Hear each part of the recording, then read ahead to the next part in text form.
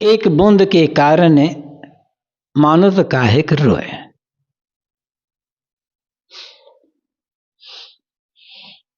इस शाखी में सदगुरु कबीर कहते हैं, तुम्हारे वीर्य के कितने बूंदे सत्य होकर के तुम्हें संतान की प्राप्ति हुई, और तुम्हारे वीर्य के कितने अनेक बूंदे मन की तरंगों में पड़ करके नष्ट हो गए। एक बूंद के लिए क्यों रह रहे हो? ऐसा लगता है मानो सदगुरु कबीर के सामने कोई व्यक्ति आया हो, उसका पुत्र या कोई अत्यंत प्यारा मर गया हो, खासकर पुत्र मर गया हो, और पुत्र की मृत्यु से वह व्यक्ति अत्यंत व्याकुल हो, दुखी हो रहा हो।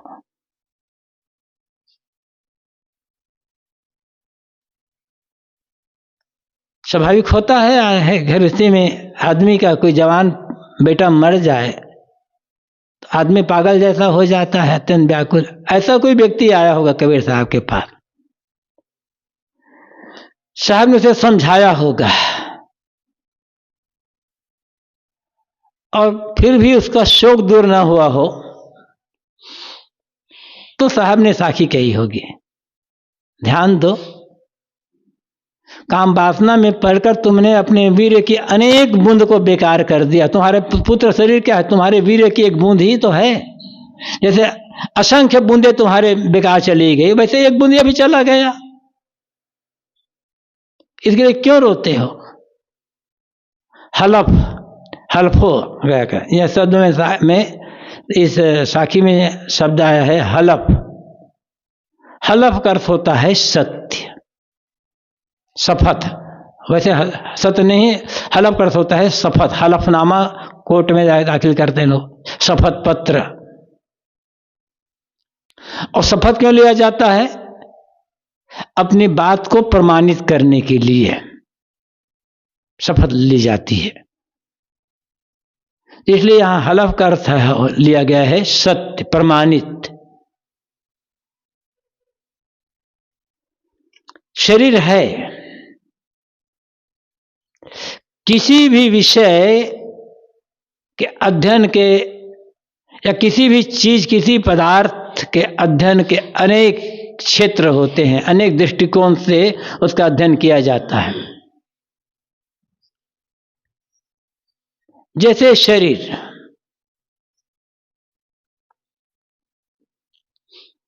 भौतिक दृष्टि से देखें तो मिट्टी, पानी, आग, हवा, आकाश का मिश्रण, उसका कार्य, उससे बना हुआ है। और एक दिन इसमें ये शरीर उसी मिट्टी, पानी, आग, हवा में मिल जाएगा। एक दृष्टिकोण यह है।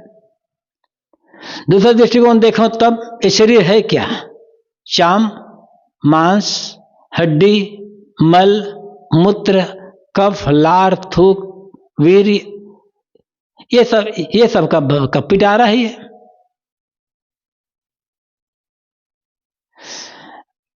रासायनिक दृष्टि से देखो तब इसमें कुछ फास्फोरस है, कुछ लोहा है, कुछ और कुछ है, कुछ कैल्शियम है, कुछ ये है। ये इस शरीर से निकलेगा और क्या होगा? रासायनिक दृष्टि से देखोगे तब।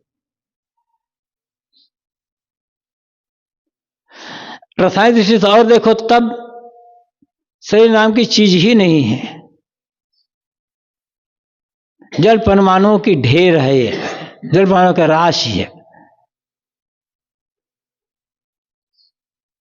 निरंतर इसमें से, इस शरीर से प्रतिक्षण लाखों लाखों परमाणु निकल रहे हैं और लाखों लाखों परमाणु इस शरीर में प्रवेश कर रहे हैं। जैसे वैज्ञानिक मानते हैं कि 7 वर्ष में शरीर के सारे परमाणु पूरे के पूरे बदल जाते हैं। तो एक बार में तो बदलेगा नहीं। विचार करते जाएं, विचार करते चले जाएं, तब देखें विचार गहराई उतरे। सामान्य सोचो, गोद में एक बालक बैठा है तो प्यारा पुत्र है, आत्मज है। थोड़ा और विचार करें तब मिट्टी पानी आग हवा का ढेर है।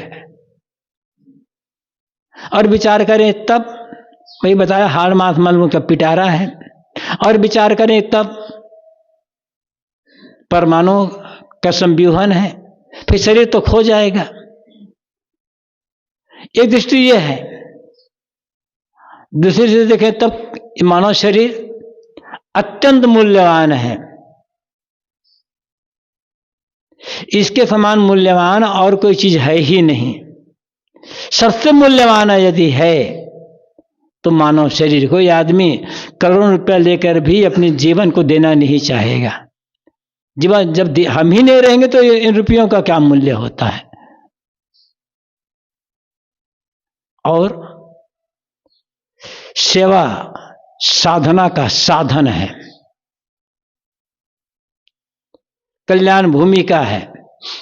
कल्याण भूमिका मोक्ष का साधन होने से ये शरीर अत्यंत मूल्यवान है और उपयोगी है।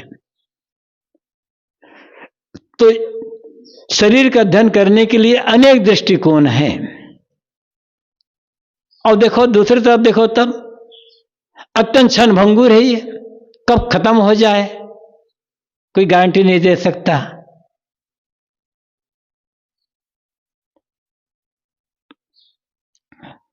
तो शरीर का अध्ययन करने के लिए अनेक क्षेत्र हैं। यहां शरीर की क्षणभंगुरता की बात बता रहे हैं साहब। हमारा ही शरीर या किसी का शरीर कब खत्म हो जाए क्या पता।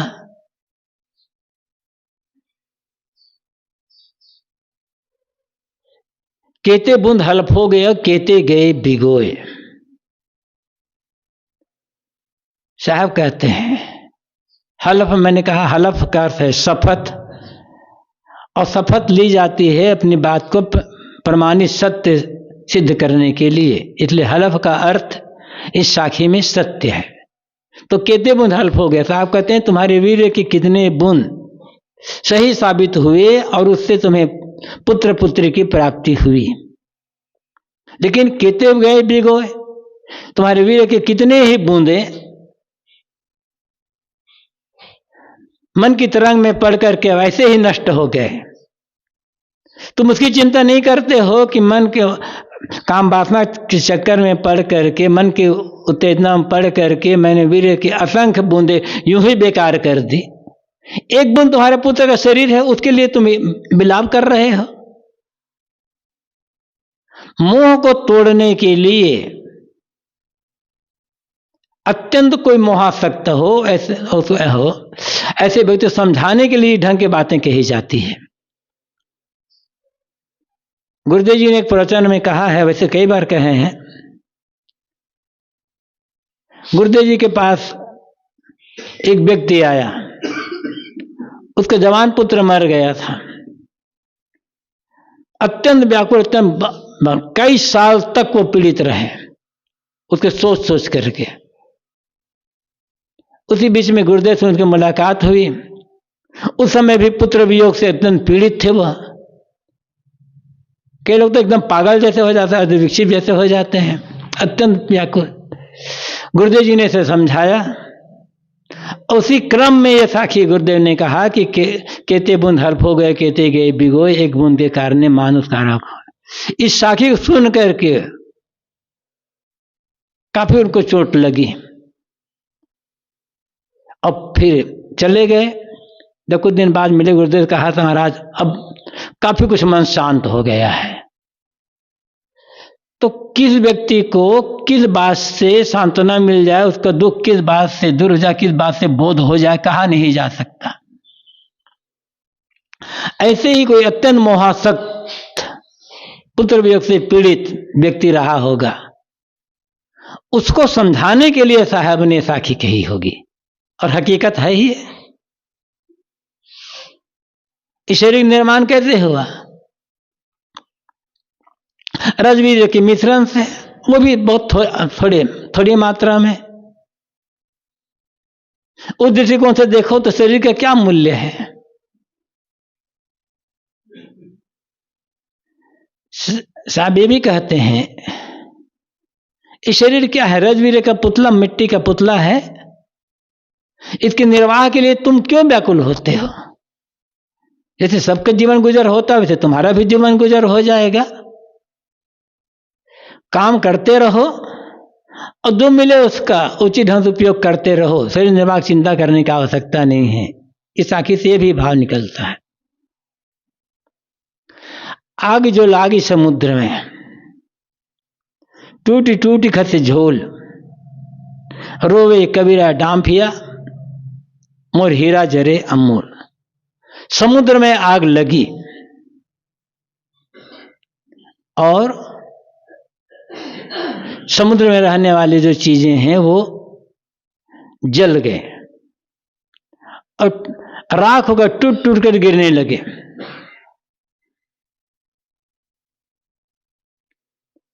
मोही व्यक्ति कहता है,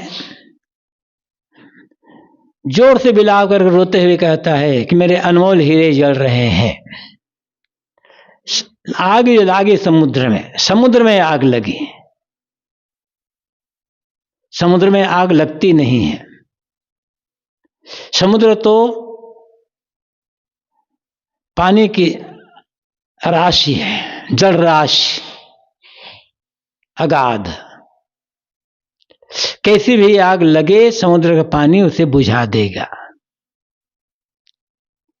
तो जो आग को बुझाने वाला पानी है उसी के रास में, उसी ढेर में ही आग लग गई।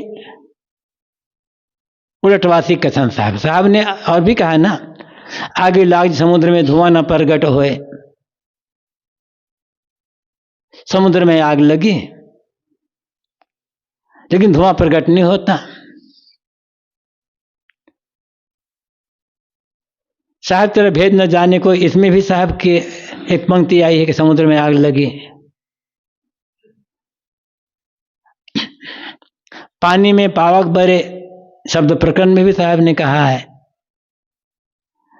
प्रसंग भेद से अर्थ बदल जाता है। यहां समुद्र है, ये संसार। पूरे संसार में काल की आग लगी हुई है और सारे प्राणी पदार्थ उसमें जल रहे हैं। हमारा शरीर भी उससे अछूता नहीं है। ये मठ मकान भी उससे अछूता नहीं है, क्योंकि सब कुछ शरीर से संसार तक जो कुछ भी दिखाई पड़ता है सब निरंतर परिवर्तनशील, सब निरंतर परिवर्तन चल रहा। हर कुछ परिवर्तन हो, स्थिर कुछ भी नहीं है। स्थिर है तो इस परिवर्तन को जानने वाला चेतन, लेकिन वहां दृष्टि ही नहीं है। दृष्टि बाहर है और बाहर के जो प्राणी पदार्थ हैं इनको हम सत्य मान लेते हैं। मानते हैं कि ऐसे ही बने रहेंगे, हमारे अधिकार में ही रहेंगे, हमारे पास ही रहेंगे। और इसीलिए आदमी अपने आप को भूल जाता है, बाहर मुंह बना बना करके। यहां साहब कहते हैं संसार समुद्र में काल की आग लगी हुई है और प्राणी पदार्थ इस आग में जल करके टूट टूट करके उसकी राख बिखर रही है। और वो तो सुनते हैं ना, अमुक की मौत हो गई, अमुक की मौत हो गई, अमुक की मौत हो गई, ये बिगड़ गया, वो बिगड़, एक्सीडेंट हो गया, आग लग गई, भूकंप आ गया, बाढ़ आ गई, सांप ने खा लिया, बिच्छू ने डंग मार दिया, कहीं अमुक ने मार दिया। रोज रोज तो सुन रहे हैं, किंतु अपने अपने शरीर के लिए और अपने माने गए प्राणी पदार्थों के लिए हम ये बात सोच नहीं पाते।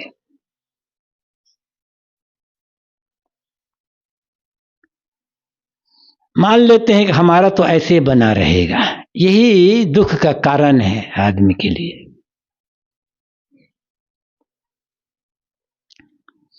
रोवे कबीरा डांफिया। कबीरा अविवेकी मनुष्य, मोहासक्त व्यक्ति विलाप करता है, मुंह फाड़ करके रोता है। मोर हीरा जरे अमोल, मेरे अनमोल हीरे, मेरा प्यारा पुत्र, मेरी प्यारी पत्नी, मेरा प्यारा पति, मेरे प्यारे पीते, मेरे प्यारे श्रद्धेया माँ, और कुछ, मेरी दुकान, मेरा मकान, मेरी गाड़ी, मेरी ये चीज, हाय नहीं रह गए, बिछुड़ गए, टूट गए, नष्ट हो गए। कितनी चिंता में आदमी पड़ा रहता है। व्यवस्था करना, सावधानी रखना, इसकी आवश्यकता है। हम सावधानी से रखें, जान बुझ करके सड़क पर इधर उधर न चलें और कुछ न करें, सावधानी रख सकते हैं। जो चीजें हैं उनकी व्यवस्था कर सकते हैं, उनको भी सुरक्षित रखा जाए, बनने से, बिगड़ने से, करने से। लेकिन इतने होने पर भी कितनी सावधानी रखें, कितनी व्यवस्था करें, परिवर्तन को रोकेंगे कैसे? वो तो होना ही होना है परिवर्तन को। अपने हाथ में जो है सावधानी और व्यवस्था, आदमी उस पर ध्यान नहीं देता है, हमेशा डरता रहता है, ये नष्ट न हो जाए, वो नष्ट न हो जाए, प्रिय का वियोग न हो जाए, साथ छोड़ न दे। जो होने वाला है उसे रोका कैसे जा सकता है? कौन रोक पाया है?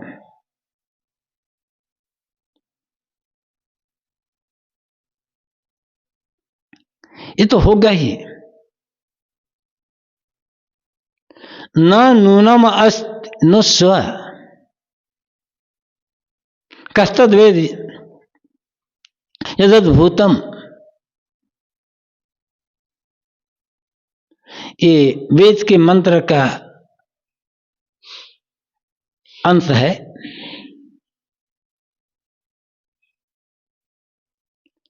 अन्यथा चित्तम अभिसंतरेण्यम उताधीत विनश्यति। ये दूसरी पंक्ति आती है। न नूनम अस्ति, नूनम, नूनम सत्य, वर्तमान। जो वर्तमान है वो नहीं है, न अस्ति कहा गया है, नहीं है, क्योंकि बदल रहा है, यह रहने वाला नहीं है। अभी यहां बैठे हैं, एक छोटी सभा लगी हुई है, आधे घंटे पश्चात ये सभा विसर्जित हो जाएगी। 2 घंटे पहले सभा थी ही नहीं, ये हाल खाली था, आधे घंटे फिर हाल खाली हो जाएगा। ऐसे हर चीज को ले लो, जो है होते हुए भी मानो नहीं है, क्योंकि बदल रहा है। जैसा है वैसा रहने वाला नहीं है। मकान हम बनाते हैं, लोग भी अपने अपने मकान बनाते हैं। मकान बनकर तैयार, रंग रोगन करके मकान तैयार हुआ और कहते हैं भाई ये बस नया मकान बन गया है, अच्छा होगा, क्योंकि बहुत बढ़िया मकान है, बनकर तैयार हुआ। लेकिन उसी क्षण से नष्ट होना भी शुरू हो गया है। एक दिन मकान को खंडहर होना ही है पक्का।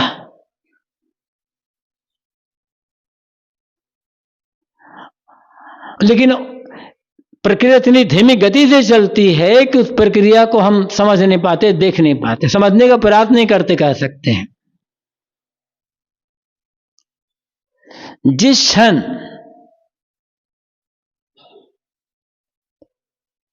किसी बच्चे का जन्म होता है, जन्म लेते ही वो मरना शुरू कर देता है। जन्म हुआ, मृत्यु सांस लग गई और मरने की प्रक्रिया शुरू हो गई। एक दिन में थोड़े मरता है कोई आदमी, उस दिन मरता, उस दिन तो पूरा का पूरा जी और शरीर का वियोग हो जाता है। लेकिन जन्म लेते ही मौत शुरू होती है।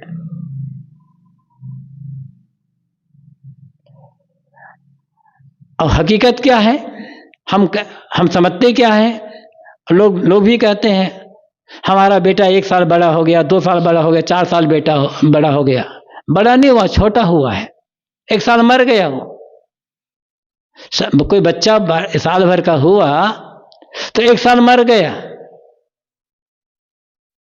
यहां हम लोग जो बैठे हैं हाल में, कोई 70 साल मर गया है, कोई 75 साल मर गया है, कोई और ज्यादा मर गया है, और कुछ लोग 60 साल मर गए हैं, कोई 40 साल कोई मरे हैं, कोई 30 साल मरे हुए हैं। सब तो मर ही रहे हैं। उसको देख ले तो रोने की आवश्यकता नहीं होगी। उसको नहीं देख पाते हैं और देखना चाहते भी नहीं है, सोचता भी नहीं है आदमी। इतने भयभीत हैं लोग कि मृत्यु का नाम सुनते ही डर जाते हैं। रात के समय या किसी शुभ अवसर पर मृत्यु का नाम लो तो आदमी घबरा जाएगा, अरे ऐसे शुभ अवसर पर मृत्यु का नाम क्यों ले रहे हो, जो कि हकीकत है। वो उसको देख लें तब। इसलिए साहब कहते हैं आग लाग समुद्र में, संसार समुद्र में काल की आग लगी हुई है और हर चीज जल रही है धू धू करके। कुछ चीजें राख होकर बदल गई है, कुछ राख हो रही है, कुछ राख होने की तैयारी में है। जगत चबेना काल का कुछ मुट्ठी कुछ गोद, साहब कहते हैं ये पूरा संसार तो काल का चबेना है। कुछ को मुट्ठी में लिया हुआ है और कुछ को गोद में लिया हुआ है। जब हम चबेना चबाते हैं तो कुछ को मुख में रख लेते हैं और मुख में रख के दांत से चबाते रहते हैं। कुछ को मुट्ठी में पकड़ रहते हैं, जैसे मुख में भीतर हम है, मुख में चबा रहे हैं, और जैसे अंदर जाएगा मुट्ठी वाला मुख में चला जाएगा, जो गोद में है वो मुट्ठी में आ जाएगा। बस क्रम है। लेकिन न समझते हैं न समझना चाहते हैं। यही चिंता का और दुख का कारण होता है। रोवे कबीरा डांफिया मुर हीरा जरे मुर, साहब कहते हैं अविवेकी मोहासक्त मनुष्य विलाप करता है कि हाय मेरे अनमोल हीरे जल गए, नहीं रह गए। अरे तो हमारा शरीर एक दिन नहीं रह जाएगा, इसकी चिंता क्यों नहीं करते? इस शरीर भी, हमारा शरीर भी तो मर रहा है रोज, एक दिन पूरा का पूरा मर जाएगा। और जिसके लिए हम चिंता कर रहे हैं उनसे हमारा सदस्य के लिए वियोग हो जाएगा। उस दिन को देखो तब। संयोग का अंत वियोग में होना है, पक्का है। कोई ऐसा संयोग नहीं है जिसका अंत वियोग में ना हुआ हो, और कोई ऐसा मिलना नहीं है जिसका अंत वियोग में, जिसका अंत विस्फोरण में ना हुआ, और कोई ऐसा जन्म नहीं है जिसका अंत मौत में ना हुआ हो। जन्म का अंत मौत में होना है। ये बात समझ लें और बात मन में बैठ जाए तो न तो अपनी मौत की चिंता होगी और न ही जो संगी साथी है उनके मौत की चिंता होगी। काम सब होगा। व्यवहार होगा, प्रेम होगा, साथ में रहना होगा, लेन देन होगा, सेवा सहयोग होगा, सब कुछ होगा, किंतु चिंता ना होगी, दुख ना होगा, पीड़ा ना होगी। और यदि हम इसको स्वीकार नहीं करते हैं तब तो फिर जब तक है तब तक साथ में चिंता बनी रहेगी, हाय ये छूट न जाए, साथ छूट न जाए कह करके। और जब छूटेगा तब रोना होगा।